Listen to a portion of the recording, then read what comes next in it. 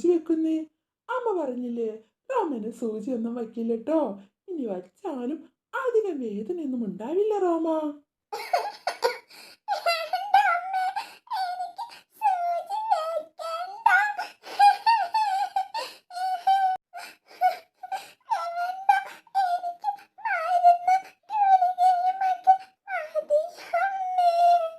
Next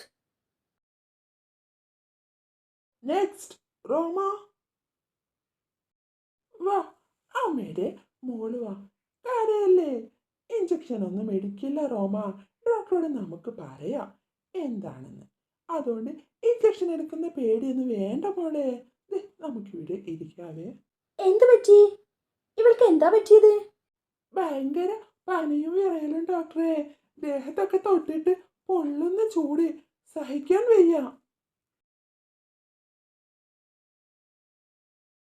രാത്രിയിലൊന്നും ഒരു നേരം കണ്ണു പൂട്ടിയിട്ടില്ല. അത്രയും വേദനയും പരവേശവും ഒക്കെ ആയിരുന്നു. എന്തു പറ്റിയെന്നറിയില്ല. ആ റോമ, നീ മണ്ണിലും പൊടിയിലുമൊക്കെ കളിക്കാറുണ്ടോ?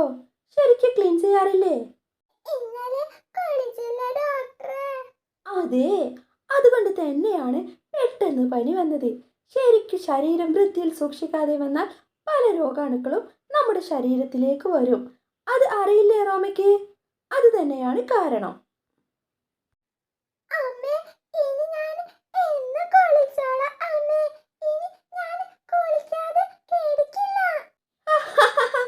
ഇനി അങ്ങനെ ചെയ്താൽ മതി. പക്ഷേ വന്നതിന് നമുക്ക് മരുന്ന് കഴിക്കണ്ടേ? മരുന്നും ഗുളികയും ഒക്കെയുണ്ട്. ആടോ, നമുക്ക് നോക്കാം. നമുക്ക് മരുന്നും ഗുളികകളും ഒക്കെ കുടിച്ചിട്ട് നോക്കാം കേട്ടോ.